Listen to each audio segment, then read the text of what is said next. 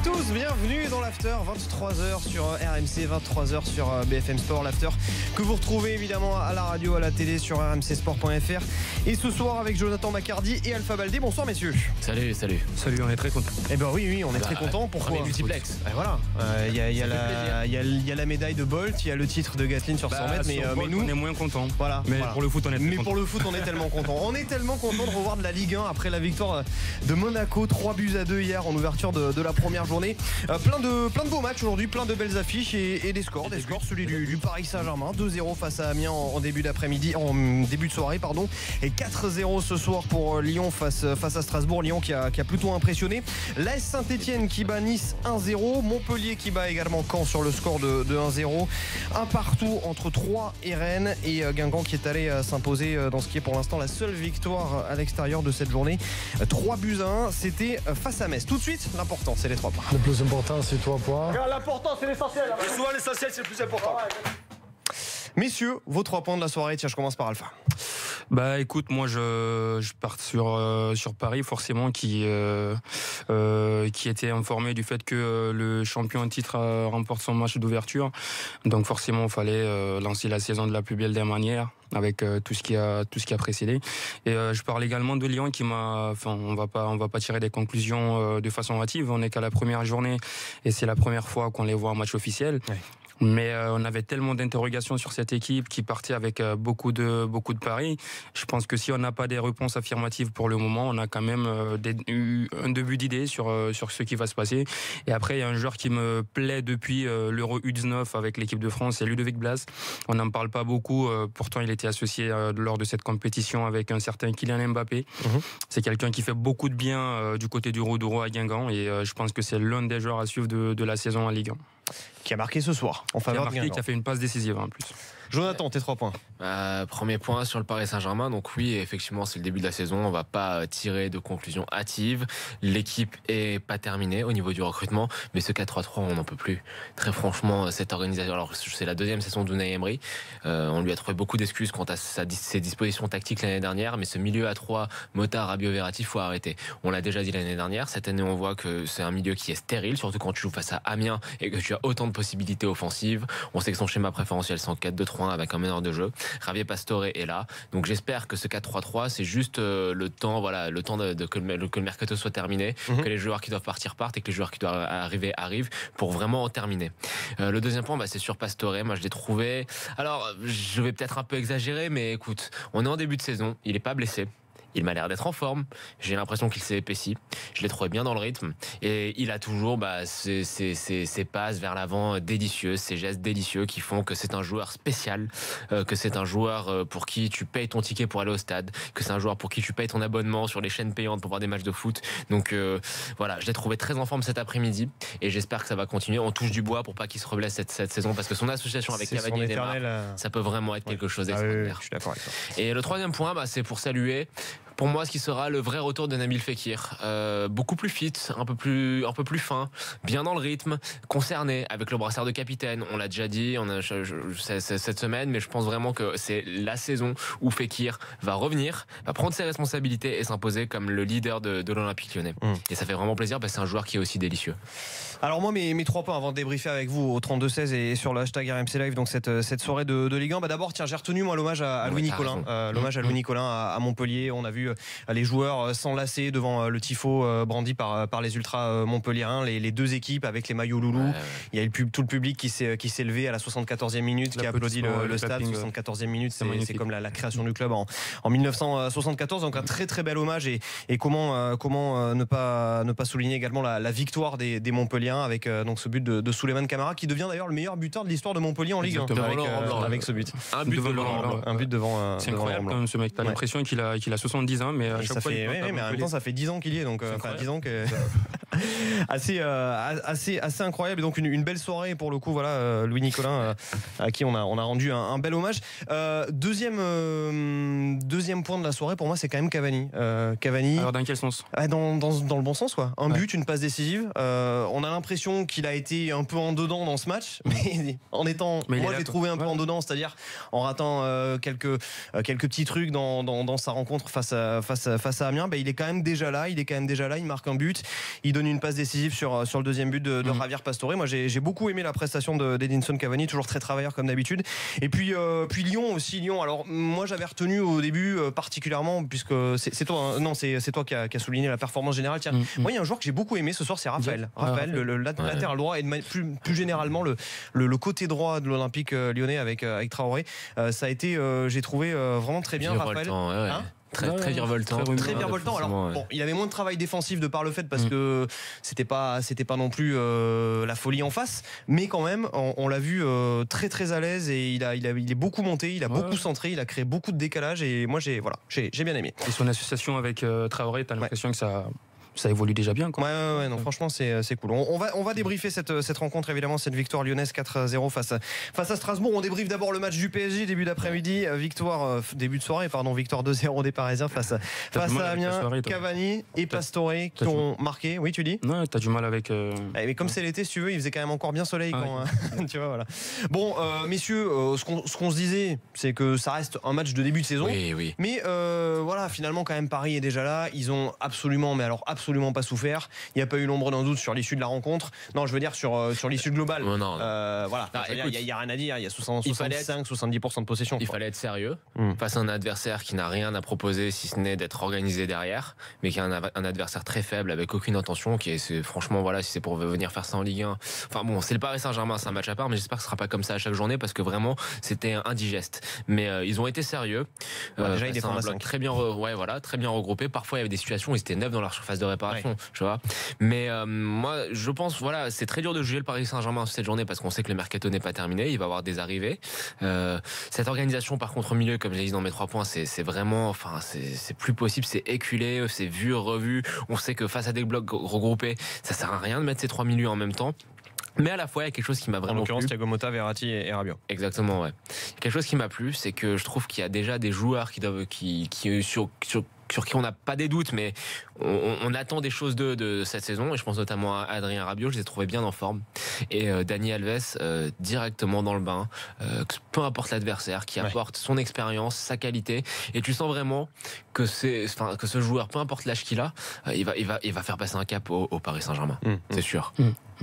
Bah oui, forcément. Après, moi, je suis un peu, je dirais pas, je suis déçu d'Amiens. On pouvait pas demander non plus beaucoup à cette équipe à se promu. Mais il y a une période où le PSG commence à s'endormir un petit peu et t'as en face une équipe qui ne propose pas quelque chose ou qui tactiquement n'essaie quand même pas de. Enfin, moi, je me dis quoi, quand tu t'appelles Amiens, tu viens jouer face au PSG, tu t'attends logiquement à perdre. Donc, est-ce que ce serait pas bien pour les coachs qui viennent avec ce genre d'équipe de tenter quelque chose dans un moment du match et d'essayer de surprendre, voilà. Sinon, côté parisien, bah oui, Daniel Alves qui se sent déjà très à l'aise dans cette équipe. T'as l'impression qu'il est là depuis 10 ans, tellement que le mec, t'as l'impression qu'il vient pas d'arriver là il y a quelques semaines, quoi. Il parle pas d'adaptation. Lui, le football, c'est une langue qu'il pratique de façon extraordinaire. Après, devant, t'as Cavani qui a quand même encore les mêmes tares, malheureusement. Et je vais pas commencer à avoir peur. On a tous vu ce qu'il vaut. Pour moi, c'est un avant-centre extraordinaire. C'est pour moi, c'est quel tard. Les tares à Edinson Cavani. Les tares, c'est par exemple, c'est de rater des 1 contre 1, c'est de rater des occasions. Il y a tous les avant-centres en loupe sur ton début de saison. Là où je vais en venir, c'est que comme face au Barça, on a vu que quand tu auras des occasions comme ça peut se payer cash. Dans les gros rendez-vous en Ligue des Champions, tu peux pas avoir 10 occasions, c'est pas Amiens. Donc pour moi, oui, ça reste des difficultés lorsqu'un attaquant a autant d'occasions pour en marquer que 1 ou 2. Après, diminue pas la là où je donne raison à Jonathan Alpha, c'est que Cavani, pour le coup, malgré tout, il met un but et une passe décisive dans un match de début de saison. La saison dernière, il met 35 buts, toutes compétitions confondues. Attention, ce que je dis, c'est un mec que je suis. Le motard est un peu fort quand même. Ce que je dis, c'est un mec que je suis depuis qu'il est en Italie. Pour moi, c'est un avant-centre extraordinaire. Je suis pas en train de dire le contraire. Sauf que les supporters du PSG je pense qu'ils sont à grande majorité également d'accord avec moi. Quand je dis que dans les grands matchs ou en Ligue des Champions, tu peux pas avoir 5-6 occasions.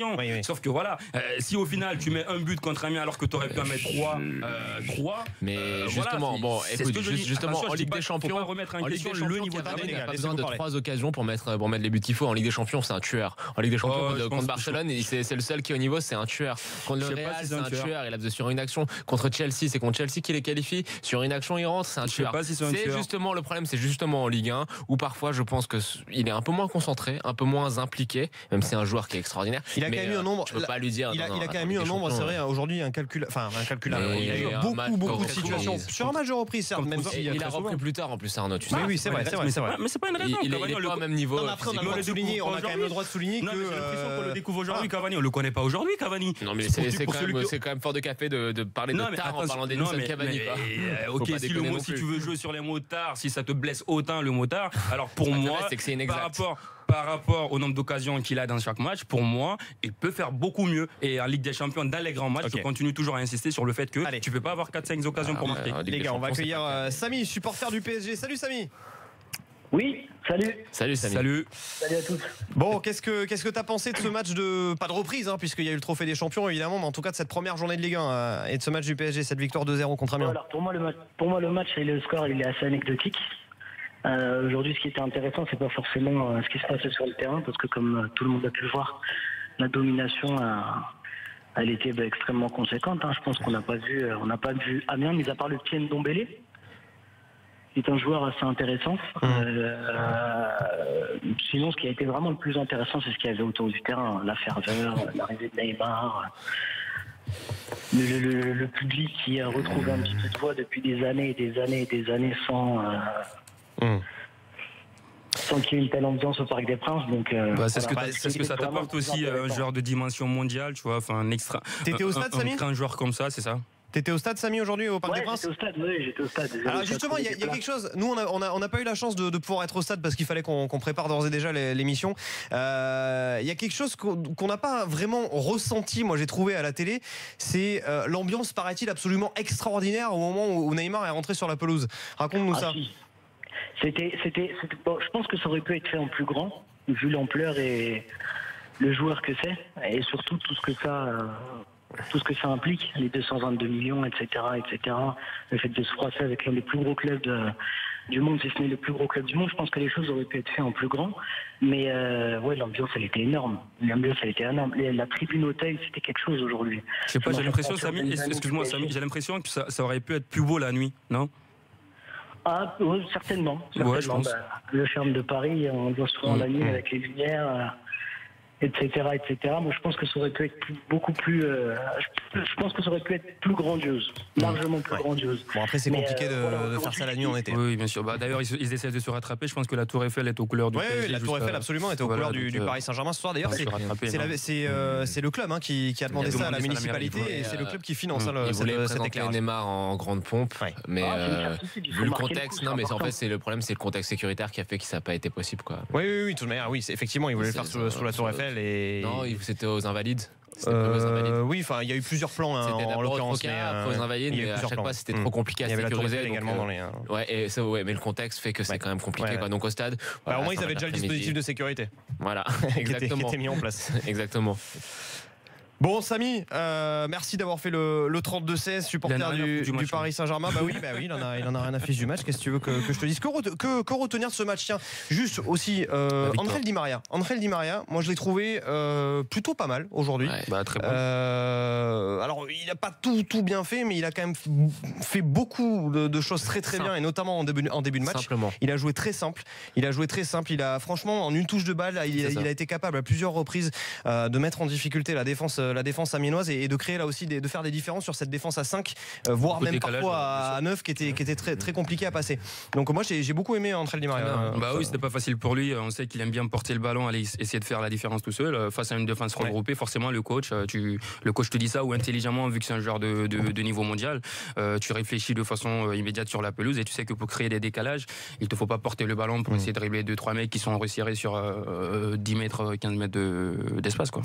Petit point négatif, je sais pas si vous en avez, peut-être la blessure de Thiago Silva notamment, qui est sorti à la mi-temps, le défenseur central remplacé par Kimpembe. Encore une fois un petit peu fragile peut-être l'international brésilien, l'ancien capitaine de la Seleção. Je pense qu'il est quand même bien dans sa tête en ce moment. Je l'ai bien vu bien s'amuser avec le président au Parc des Princes lors du premier entraînement de Neymar, parce que c'est un joueur quand même qui je sais pas, enfin déjà on le sait, sur la pelouse physiquement c'est pas le premier à te mettre le taquet ou à aller dans des duels très risqué. Mais je pense que un peu fragile pour moi, mais bon, j'espère que c'est pas grave quand même et qu'il reviendra. Écoute, moi, 2 choses par rapport à ce que vous venez de dire. Sur Di Maria, ce que j'ai surtout bien apprécié, c'est déjà l'espèce de complémentarité qu'il y a avec Dani Alves. Je l'ai trouvé très discipliné pour bien compenser les montées de son latéral, bien rééquilibrer le bloc par ses déplacements. Donc c'est un joueur qui est intelligent. Donc ça, on le savait, mais il a fait preuve cet après-midi. Et par contre, toujours beaucoup d'inquiétude quand je vois même s'il n'y a pas eu beaucoup le feu, mais toujours beaucoup d'inquiétude quand je vois les fermetures et le positionnement de Neville Kurzawa. Ouais. On a l'impression qu'il a toujours pas compris comment il fallait se positionner, comment s'aligner. Et je trouve que voilà, c'est assez inquiétant de voir que l'équipe est en train de se construire avec des joueurs de top niveau comme Neymar et peut-être bientôt un très bon numéro 6 et pourquoi pas un autre joueur offensif. Mais de voir que sur le côté, tu continues de compter sur Neville Kurzawa qui ne sait toujours pas se placer correctement. Il est meilleur pour faire des vidéos curieuses sur Twitter, quoi. Il est où Berchiche sur le banc. Sur le banc. On se demande d'ailleurs si lui il a vendu autant de maillots que Neymar. Je suis pas sûr.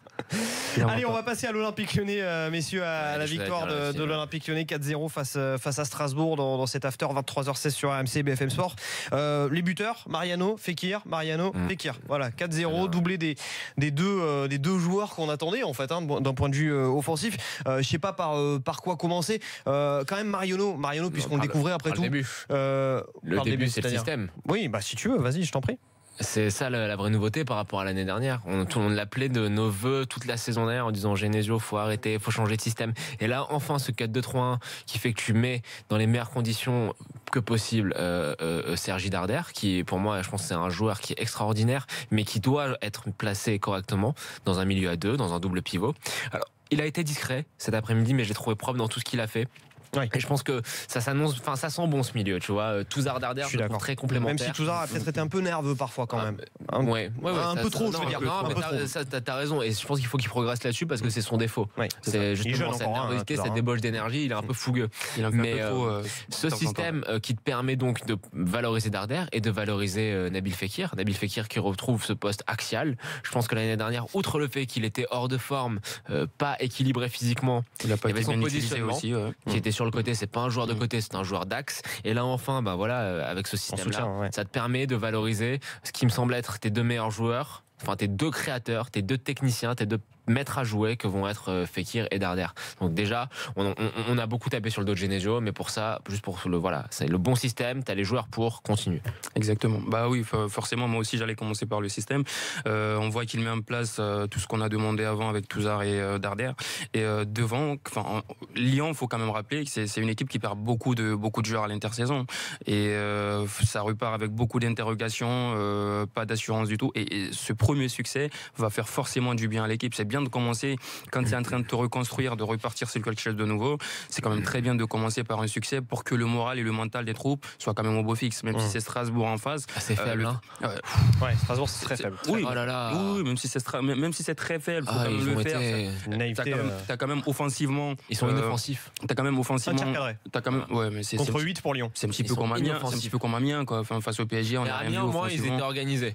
Oui, c'est facile d'être organisé à 9 derrière. Quoi. Mais eux aussi, ce qu'ils ont fait, mais ils n'étaient pas organisés. C'était le même ils ont tenté un peu plus, ils ont marqué un but qui était en jeu. Brouillon, quoi. Non, mais je pense qu'offensivement, quand même si c'est très faible en face, faut pas oublier qu'offensivement, tu as un nouveau qui est Bertrand Traoré, tu as un autre nouveau qui est Mariano Diaz, dont j'aimerais parler d'ailleurs, parce qu'en France, on est spécialisé dans le fait de tailler des nouveaux joueurs qui viennent d'arriver. Il était venu, il n'était pas directement en forme physique. Face à l'Inter, je l'ai vu, c'est quelqu'un qui fait une grosse débauche d'énergie et qui n'hésite pas à d'aller. Enfin, d'ailleurs, son deuxième but la test. Gros buteur. Il rate 30 buts avec la Castilla il y a 2 ans. Il continue l'action, il hérite de ce ballon-là. Voilà, c'est quelqu'un qui a le mental pour et je pense que le public va l'adopter. Tu sais quoi, Alpha, moi, là où je pense que ce joueur de toute manière ne va pouvoir que réussir à l'Olympique Lyonnais, c'est qu'à l'époque où il joue au Real Madrid, il a d'abord été avec l'AC, ensuite il a été avec la Castilla où il a marqué 30 buts. Et c'est là où Zidane décide lui-même de le faire venir avec lui dans l'équipe première. Il marque quand même 6 buts en 19 matchs, en 19 bouts de match avec le Real Madrid l'année dernière. dernière. C'est quand même un joueur. Et puis moi, ce que j'ai beaucoup aimé, notamment on le voit sur son deuxième but, c'est que le mec, il a une débauche d'énergie énorme. C'est ce que je dis. Énorme. C'est qu'il il ne cesse de faire pressing. Voilà, il ne cesse de faire pressing, il n'abandonne pas. Il perd le ballon normalement dans un premier temps, il continue l'action, il va récupérer ce ballon et il a une belle finition aussi, c'est un buteur. Oui. Donc un peu gourmand parfois peut-être. Oui, enfin ça un petit peu, c'est la race des attaquants. Mais j'espère quand même que Genesio réussira à les faire jouer ensemble devant. Ce qu'on a vu également de Traoré sur le côté, je dirais pas que c'est exceptionnel, mais c'est quand même quelque chose qu'on ne voyait plus à Lyon. Qu'on ne voyait plus à Lyon depuis un bon moment. Donc voilà, j'espère. Depuis Réveillard Govou. On va depuis Govou presque. Ouais. J'espère qu'on va quand même continuer à avoir ce style de jeu là et cette tactique mise en place, parce que devant, j'ai l'impression que c'est des jeunes insoucieux et qui vont vraiment faire plaisir au football. Ouais. Et Raphaël, je le soulignais tout à l'heure, Raphaël qui fait un super match. Raphaël, il a fait un an. Ouais, franchement, était bon. Encore une fois, je le redis, oui, c'est vrai, également Marcel très très bon. Mais bon, évidemment, c'est plus facile de se mettre en lumière offensivement face à ce genre d'équipe. Mais quand même, faut le dire, Raphaël, c'est vrai qu'on avait parfois été un petit peu déçus par ce joueur.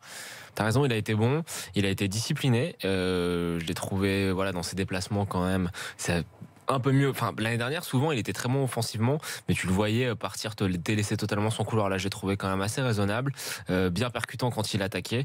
Ouais, non, les deux latéraux sont bons. Il y a pas de souci là-dessus. Après, on va pas s'enflammer. C'est le premier match. C'est un adversaire qui est très très faible. Ouais. La charnière, elle a pas été mise à l'épreuve, mais j'ai des gros doutes sur Morel, même si sur Morel en défenseur central, parce que c'est pas parce qu'il a réussi à quelques très bons matchs avec l'OM à ce poste-là, mais c'est dans une défense à 3. Le déficit aussi, je peux te dire qu'en match amical, il a été plutôt pas mal. Ouais, mais avec le déficit de taille face à des équipes un peu plus fortes offensivement, je sais pas. Enfin, j'ai toujours peut-être un peu du mal à avaler le départ de Mamana, qui me semble être une vraie hérésie. On en a pas vraiment parlé, mais je comprends pas ce départ-là. C'est un choix qui est stupide. Il y a pas d'autre mot. Mais bon, cette charnière, on va attendre avant de se positionner dessus. Mais il est vrai que dans ce système-là, avec les joueurs que tu as, et avec Fekir qui semble être en forme, ça peut donner des belles choses. Allez, on va accueillir pour en parler Julien, supporter de l'Olympique Lyonnais qui a fait le 32-16. Salut Julien. Salut. Salut Julien. Salut. Bon, qu'est-ce que t'as pensé de cette rencontre? T'étais au stade? Non, j'étais pas au stade. J'ai regardé devant la télé, bien évidemment. C'est dommage, j'aurais bien aimé y aller. C'est une belle fête. Je suis d'accord avec Alpha et Benjamin également. C'est Jonathan. Jonathan, oui. Excuse-moi. Traoré, oui, effectivement, c'est un grand frais qui se porte sur l'OL, c'est génial, quoi. De toute façon, on y voit tout de suite la différence quand Cornet est rentré, ça a été une catastrophe. Ouais. Ça, vraiment, tu te rends compte combien de fois tu as quelqu'un qui est très bon et quelqu'un qui a besoin de progresser beaucoup, même, je dirais. Mais vous avez vu la conduite de balle, il y a deux mondes entre les deux. Et puis après, non, j'ai beaucoup aimé aussi, bon, vous n'avez pas trop souligné, c'est Marcelo, je pense qu'en défense, mais on l'a pas beaucoup vu non plus. Il a fait un match très propre, franchement, le peu d'interventions qu'il a fait, il a été très propre. Et puis surtout Fekir, qui prend les rênes de l'équipe, et c'est appréciable. Qu'est-ce que tu as pensé de l'attaquant Mariano? Mariano, écoute, c'est pour sa première en match officiel. C'est un début rêvé pour lui. Tu mets 2 buts sur ton premier match, je pense qu'il y en a beaucoup qui s'ignoraient aussi. Mais j'attends de voir. Ce qui est appréciable par rapport à la Lacazette en plus, c'est qu'il va mettre la tête lui. Oui. Que la Lacazette ne le faisait pas ça à l'époque. C'est vrai qu'on l'a vu à plusieurs reprises sur les centres et les corners venir. Mais bon, si tu vois son tour dedans, c'est Memphis par contre. Memphis, j'ai trouvé un peu en dedans par contre. Ouais, c'est vrai qu'on est en droit effectivement de plus attendre de ce joueur qui est arrivé à Lyon avec toutes les promesses et effectivement qu'il traînait avec lui et qui peine un petit peu à confirmer Memphis Alpha. Tout à fait. J'aurais bien aimé voir une petite apparition de Clément Grenier également pour histoire de le remettre un peu dans le bain. Mais dans l'ensemble, c'est comme un beau match. Sur Memphis 2P Alpha, Jonathan, c'est vrai que ça semble quand même être un garçon qui est indiscutable aux yeux de Genesio et pourtant moi je pense justement que c'est là le problème en fait. C'est quand même quasiment jamais passé par la gauche ce soir côté lyonnais. Genesio devrait lui faire passer la case du banc un petit peu pour qu'il essaie de se remettre les esprits en place parce que c'est quelqu'un qui essaie de trouver la solution individuellement, c'est quelqu'un qui tu sais pas ce qu'il veut au fait. Il joue toujours à contre-temps, t'as l'impression. Il a quelques bonnes phases comme ça, mais dans la continuité, sur la durée, on a vu que t'avais pas ce que tu espérais vraiment sur le long terme. Moi, je sais pas. J'ai beaucoup de doutes sur ce joueur d'ailleurs que j'ai pas compris pourquoi il était venu à Lyon. Enfin, moi, je m'intéresse beaucoup. Quoi. Ouais, voilà. Moi, je sais pas. C'est pas une grande plus-value pour toi dans ton effectif. Ça se voit sur les matchs et c'est compliqué. Par contre, en attaque, si Lyon qui rêve de podium ou en tout cas de jouer peut-être la finale de l'Europa League qui va se jouer dans son stade, je pense que même si tu as Mariano Diaz quand même et que tu as les jeunes Maolida derrière qui a d'ailleurs fait son entrée, qui est très prometteur et tout, tu as quand même besoin de quelques, je dirais pas quelques références, mais de quelques très très bons joueurs. Tu as besoin d'un numéro 9. Quoi. Voilà, t'as besoin je pense que pour le Mercato, il fait un 9 d'expérience et qui offre un autre profil de jeu.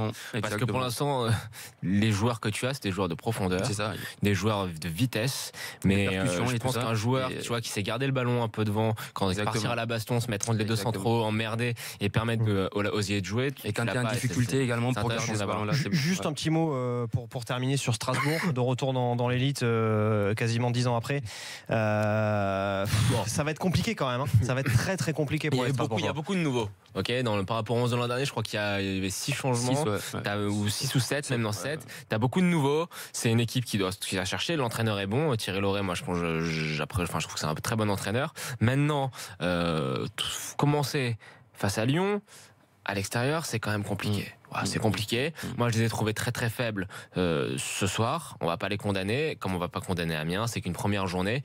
Mais voilà, eux, ils ont l'excuse de dire que dans le 11, il y a très peu de continuité par rapport à la saison passée. Ouais, il y a beaucoup de nouveaux. En plus, tu avais en face de toi, comme tu le dis, une équipe lyonnaise qui avait vraiment envie d'envoyer un message. C'est-à-dire que tous les doutes, on sait bien les doutes qu'il avait sur cette équipe tout au long du mercato qui est en train de se faire depuis qu'ils ont perdu des joueurs. Ouais. Mais tu as également Genesio qui avait envie. Moi, j'ai suivi une conférence, j'ai lu des propos de Genesio qui disait qu'il savait qu'on l'attendait au tournant. Donc c'était cette année, c'était cette fois-ci ou jamais. Donc voilà, il commence déjà fort. Je pense que le discours a été très fort avec ses joueurs. Même son organisation tactique que tu soulignes, Jonathan, je pense que ça y est pour quelque chose. Je pense qu'il a compris également tout ce que les observateurs sont en train de dire sur lui. Et le changement tactique, c'est un signal qu'il envoie. Et les joueurs également avaient envie. Les joueurs avaient également, je pense qu'un coach a toujours le choix sur sa disposition tactique. Mais je pense que même les joueurs eux aussi avec les départs en fait c'est par rapport au départ au milieu de terrain. Oui, mais s'il fait ça, c'est qu'il accepte un petit peu. Moi je mets ça plus sur le. Enfin, attention, faut pas quand même dire que Genesio ne comprend rien au foot et que s'il fait un choix de défenseur Darder Touzard qu'on demande, c'est parce qu'il n'a pas le choix non plus, c'est parce qu'il a décidé également de le faire. Donc ça, faut le mettre à son actif. On espère que ça va continuer également. Et je pense que tu vas taper sur les doigts aussi. T'as aussi des joueurs qui devant ont envie de se montrer tout simplement parce qu'on doute sur eux. On se pose beaucoup de questions, donc ils ont envie de démontrer ce qu'ils font. Allez, dans un instant dans l'after, on va débriefer les autres matchs de la soirée, notamment cette opposition entre Saint-Etienne et Nice. Victoire 1-0 des Stéphanois. On a également ce Montpellier-Caen 1-0 également. Victoire à l'extérieur de Guingamp 3-1 face à Metz et puis un partout entre Troyes et le Stade Rennais. On débriefe tout ça dans l'after dans un instant. À tout de suite.